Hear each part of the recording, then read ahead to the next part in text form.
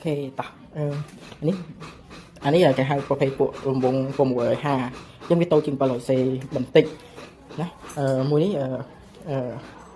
Miyata California តិចទៀតខ្ញុំដូរដៃនេះចេញដាក់ដៃត្រង់ជីខ្លួនឯងផ្ទាល់យកដៃ5យកអីទៅដាក់ដៃត្រង់ខ្ញុំជីខ្លួនឯងផ្ទាល់តោះ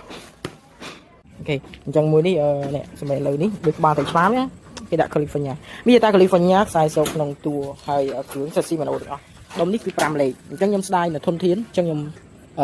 យកជីខ្លួនឯងតែម្ដងទៅស្ទោវាខ្ញុំអត់បានចាប់ទេខាងមុខអានេះខ្ញុំជីធ្វើការស្អែកនេះថាគេអញ្ចឹង speed គេដាក់នេះ speed ដល់30ដាក់ speed ដល់30មានជំហានទៀតMiyata California ឲ្យតែប្រភេទ Miyata ចេញមកប្រភេទពួក California សិតតាផ្លៃពីគ្នាទាំងអស់អញ្ចឹងមួយនេះខ្ញុំរៀបជីខ្លួនឯងមកជីខ្លួនឯង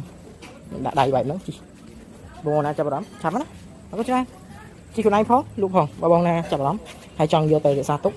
ឆាប់មកខ្ញុំមកសម្រាប់ខ្ញុំរក្សាទុកហើយមួយនេះតែបើត្រូវថ្លៃត្រូវចិត្តបងណាក៏ឆ្លាញ់ខ្ញុំលក់ដូចគ្នាដុំខាងមុខ5លេខនៅក្នុងនឹងតែម្ដងគេដាក់ FMF front multi 5 speed 5 speed ខាងក្រោយ Shimano C ភេទបុរាណ6 speed 2 4 6 speed ថាសធំតែអានេះអាចជិះឡើងទួលឡើងអីបានឆ្ងាញ់អញ្ចឹងមានតែប៉ុណ្្នឹងអរគុណច្រើនបងបាយ